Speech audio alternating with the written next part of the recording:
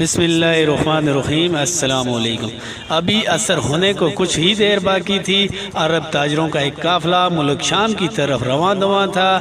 یہ تاجر دل ہی دل میں ڈرے ہوئے تھے، کیونکہ ملک شام کو جاتے ہوئے اکثر قافلے لٹ جاتے تھے۔ رستے میں ودان نامی بستی آباد تھی۔ اس بستی کو آباد کرنے والے قبیلہ غفار کے باشندے تھے۔ قبیلہ غفار کے باشندے تجارتی قافلوں کی ڈاکوؤں سے حفاظت کرتے تھے اور قافلے اس کے بدلے انہیں معاوضہ ادا کرتے تھے، لیکن اگر کوئی قافلہ ان کی خدمات نہ لیتا تو یہ زبردستی اس سے کچھ نہ کچھ چھین لیتے۔ جندب بن جنادہ تعلق بھی اسی قبیلے سے تھا۔ انہیں جرات، بہادری اور دور اندیشی میں ایک خاص مقام حاصل تھا۔ جندب ان لوگوں میں شامل تھے جنہیں اس بات کا احساس تھا کہ ان کا اصلی مذہب وہ تھا جو حضرت ابراہیم علیہ السلام نے سمجھایا تھا، اور وہ اس بات سے بھی واقف تھے کہ حضرت ابراہیم علیہ السلام نے بتوں کے بجائے ایک اللہ کی عبادت کی تعلیم دی تھی۔ چنانچہ ان عرب تاجروں کے قیام کے دوران جندب بن جنادہ کو معلوم ہوا کہ مکہ معظمہ میں ایک ایسے شخص کا چرچا ہے جو اپنے آپ کو نبی کہتے ہیں۔ جندب کو پہلے بھی کچھ خبریں اس طرح کی ملی تھی۔ اب قافلے والوں سے اس کی تصدیق ہوئی تو انہوں نے اپنے بھائی انیس سے کہا، تم ابھی مکہ معظمہ کی طرف کوچ کرو اور وہاں جا کر ان تمام حالات کا جائزہ لینا جو اس وقت وہاں رونما ہو چکے ہیں۔ خاص طور پر یہ پتہ کرنا کہ اس نبی کی دعوت کیا ہے۔ اس حکم کی تعمیل میں انیس فوراً مکہ معظمہ کی طرف روانہ ہو گئے۔ وہاں پہنچ کر وہ سب سے پہلے اللہ کے رسول حضرت محمد صلی اللہ علیہ وآلہ وسلم کی خدمت میں حاضر ہوئے۔ آپ کی باتیں سنی اور لوگوں کا رد عمل بھی دیکھا۔ وہاں سے واپسی پر اپنے بھائی جندب سے کہنے لگے، خدا کی قسم میں نے اپنی آنکھوں سے دیکھا ہے، وہ تو لوگوں کو اچھے اخلاق کی دعوت دیتے ہیں۔ ان کی گفتگو ایسی تاثیر رکھتی ہے کہ سننے والا متاثر ہوئے بغیر نہیں رہ سکتا۔ جندب دلچسپی سے بولے، نئے نبی کے متعلق لوگوں کی کیا رائے ہے؟ وہاں کے لوگ ان کے حق میں نہیں ہیں، انہیں جادوگر، نجومی اور شاعر کہتے ہیں، مگر ان کا کلام ایسا ہے جو پہلے کبھی کسی شاعر نے نہ سنا نہ لکھا۔ جندب بے چین ہو کر بولے، پیارے بھائی، تمہارے بیان کردہ حالات سے دل کو تسلی نہیں ہوئی، الٹا بے چینی بڑھ گئی ہے۔ میں خود ٹھیک صورتحال معلوم کرنے کے لیے مکہ کی طرف روانہ ہوتا ہوں۔ ہاں، آپ ضرور جائیے، مگر مکہ والوں سے محتاط رہیے، کیونکہ ہر اس شخص کے جانی دشمن بن جاتے ہیں جو نئے نبی میں دلچسپی لیتا ہے۔ بھائی نے انہیں خبردار کرتے ہوئے کہا۔ جندب بن جنادہ نے پانی کا مشکیزہ اور سامان سفر ساتھ لیا اور دوسرے ہی دن مکہ معظمہ کی طرف روانہ ہو گئے۔ مکہ کے بازار میں جندب بن جنادہ اپنے سفر کی تھکان کے باعث آہستہ آہستہ چلے جا رہے تھے، مگر دل ہی دل میں قریش مکہ سے خوفزدہ تھے۔ وہ پریشان بھی تھے کہ نئے نبی کے حالات کیسے معلوم ہوں گے، کیونکہ یہاں کسی سے ان کی کوئی جان پہچان نہیں تھی۔ مکہ کے بازاروں میں گھومتے ہوئے رات کے وقت جندب بن جنادہ کی ملاقات ایک لڑکے سے ہوئی۔ یہ نوجوان کوئی اور نہیں، علی ابن طالب رضی اللہ تعالی عنہ تھے۔ وہ جنادہ کا چہرہ دیکھ کر بھانپ چکے تھے کہ یہ اجنبی ہیں اور کسی کی تلاش میں ہیں۔ انہوں نے ہمت کی اور پوچھا، آپ مجھے مکہ میں اجنبی معلوم ہوتے ہیں اور شاید آپ کو ابھی اپنی منزل نہیں ملی؟ جندب بولے، جی نہیں، میں آج ہی مغرب سے ذرا پہلے پہنچا ہوں۔ علی رضی اللہ تعالی عنہ نے عرب کی روایتی مہمان نوازی کا مظاہرہ کرتے ہوئے فرمایا، تو آپ میرے گھر تشریف لائیں، رات میرے ہاں قیام کریں، صبح ہوتے ہی اپنی منزل کی طرف چلے جائیے گا۔ جندب پہلے تو ہچکچائے، پھر ان کی دعوت پر حضرت علی رضی اللہ تعالی عنہ کے گھر چلے گئے۔ ان کی خوب خاطر تواضع کی گئی۔ حضرت علی رضی اللہ تعالی عنہ نے مکہ معظمہ آنے کا سبب دریافت کرنا چاہا تو جندب نے بتانے سے گریز کیا۔ صبح ہوئی تو اپنا سامان لے کر پھر مکہ مکہ کے بازاروں میں حالات کا جائزہ لینے کے لیے نکلے، مگر دوسرا دن بھی یوں ہی گزرا۔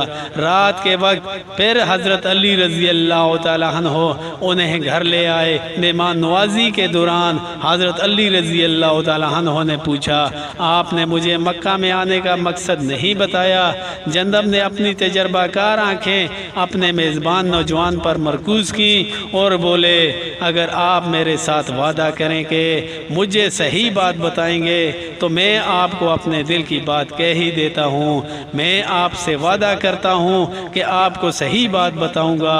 حضرت علی رضی اللہ تعالیٰ عنہ چمکتی آنکھوں سے بولے، میں دور دراز کا سفر طے کر کے یہاں محض اس لیے آیا ہوں کہ اس شخص سے ملوں جنہوں نے نبوت کا دعویٰ کیا ہے، اور اپنے کانوں سے وہ کلام سنوں جس کو وہ خدا کا خاص کلام کہتے ہیں۔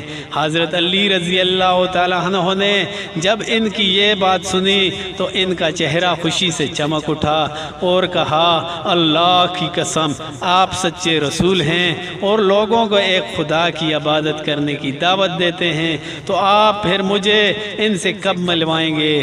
جندب بے چینی سے بولے، کل صبح آپ میرے پیچھے پیچھے چلتے آئیں، اگر میں نے رستے میں کسی مقام پر کوئی خطرہ محسوس کیا تو میں رک جاؤں گا، لیکن آپ آہستہ آہستہ چلتے رہیں۔ جب میں کسی کے گھر میں داخل ہو جاؤں تو آپ بھی بے دھڑک میرے پیچھے اندر آ جائیں۔ جندب نے اس تجویز سے اتفاق کیا اور اگلی صبح طے شدہ پروگرام کے مطابق وہ حضرت علی رضی اللہ تعالیٰ عنہ کے پیچھے پیچھے چلنے لگے۔ دیکھنے والوں کو شک نہیں ہوا کہ حضرت علی کسی اجنبی کی رہنمائی کر رہے ہیں، بالآخر وہ رسول اللہ صلی اللہ علیہ وآلہ وسلم کی خدمت میں حاضر ہوئے۔ جندب حضرت محمد صلی اللہ علیہ وسلم کو دیکھتے ہی بولے، السلام علیکم۔ آپ نے ارشاد فرمایا، وعلیکم السلام ورحمۃ اللہ وبرکاتہ۔ جندب بن جنادہ کو سب سے پہلے یہ شرف حاصل ہوا کہ انہوں نے ان الفاظ میں رسول اللہ صلی اللہ علیہ وآلہ وسلم کو سلام کیا، اور سلام کرنے کا یہی انداز مسلمانوں میں رائج ہو گیا۔ نبی آخر الزمان نے انہیں اسلام کی دعوت دی اور اللہ کا کلام سنایا، انہوں نے فوراً اسلام قبول کر لیا۔ یہ وہی جندب بن جنادہ ہیں جنہیں تاریخ ان کی کنیت ابو ذر غفاری سے جانتی ہے۔ یہ وہی ابو ذر غفاری رضی اللہ تعالیٰ عنہ ہیں جنہیں ایسے چوتھے یا پانچویں صحابی ہونے کا شرف حاصل ہے جنہوں نے اسلام قبول کرنے میں پہل کی۔ حضرت ابو ذر غفاری رضی اللہ تعالیٰ عنہ اسلام قبول کرنے کے بعد رسول اللہ صلی اللہ علیہ وسلم ہی کی خدمت اقدس میں رہے۔ آپ نے حضرت ابو ذر غفاری رضی اللہ تعالیٰ عنہ کو اسلام کے بنیادی مسائل اچھی طرح سمجھا دیے اور محبت برے انداز میں یہ تلقین فرمائی، ابھی یہاں اپنے مسلمان ہونے کا کسی کو نہ بتائیے، مجھے اندیشہ ہے کہ اگر کسی کو پتہ چل گیا کہ آپ مسلمان ہو گئے ہیں تو قریش مکہ آپ کو نقصان پہنچائیں گے۔ ابو ذر یہ سنتے ہی بولے، اس پاک ذات کی قسم جس کے قبضے میں میری جان ہے، میرا جی چاہتا ہے کہ ایک بار ضرور قریش کے روبرو کھڑے ہو کر کلمہ حق بلند کروں۔ ایک دن قریش کے کافر مکہ کے بازار میں کھڑے باتیں کر رہے تھے۔ جناب ابو ذر غفاری رضی اللہ تعالیٰ عنہ خاموشی سے ان کے درمیان جا کر کھڑے ہوئے اور بآواز بلند کہا، اے خاندان قریش، میں سچے دل سے اقرار کرتا ہوں کہ اللہ تعالیٰ کے سوا کوئی معبود نہیں اور محمد صلی اللہ علیہ وسلم اللہ کے رسول ہیں۔ ابھی ابو ذر غفاری مزید کچھ کہنا چاہتے تھے کہ کفار یہ سنتے ہی بھڑک اٹھے اور آپ کو بے دریغ مارنا شروع کر دیا۔ قریب تھا کہ موت واقعہ ہو جاتی۔ حضرت عباس بن عبد المطلب حضرت محمد صلی اللہ علیہ وسلم کے چچا آئے اور کہا، کیا تم ایسے شخص کو قتل کرنا چاہتے ہو جو قبیلہ غفار سے تعلق رکھتا ہے؟ جانتے ہو ان کی بستی تمہارے قافلوں کے درمیان واقع ہے۔ کفار مکہ یہ سنتے ہی ٹھٹک رہ گئے اور ان کے ہاتھ تھم گئے۔ انہیں اچھی طرح معلوم تھا اگر ان کے ہاتھوں بنی غفار کا ایک بھی شخص مارا گیا تو ان کا کوئی تجارتی قافلہ محفوظ طریقے سے سفر نہیں کر سکے گا اور انہیں مجبوراً ابو ذر کو چھوڑنا پڑا۔ زخموں سے نہ ڈھال جناب ابو ذر غفاری حضور اکرم صلی اللہ علیہ وسلم کی خدمت اقدس میں حاضر ہوئے۔ آپ ان کی حالت دیکھ کر بہت رنجیدہ ہوئے اور فرمایا کیا میں نے تمہیں ابھی اسلام کا اعلان کرنے سے روکا نہیں تھا؟ اب آپ اپنی قوم میں جائیں اور انہیں اسلام کی دعوت دیں، شاید ان کی کایا پلٹ جائے۔ حضرت ابو ذر غفاری رضی اللہ تعالیٰ عنہ واپس اپنے قبیلہ میں آئے، سب سے پہلے اپنے بھائی انیس کو تمام حالات بتائے تو وہ مسلمان ہو گئے، اپنی والدہ کو اسلام کی دعوت دی، وہ بھی مسلمان ہو گئیں، اور ان کو دیکھی قبیلہ غفار کے تمام لوگ دائرہ اسلام میں داخل ہو گئے۔ جب حضور نے اللہ کے حکم سے مدینہ کی طرف ہجرت کی تو حضرت ابو ذر غفاری رضی اللہ تعالیٰ عنہ مدینہ منورہ تشریف لے گئے اور رسول اللہ صلی اللہ علیہ وسلم کی خدمت میں رہنے لگے۔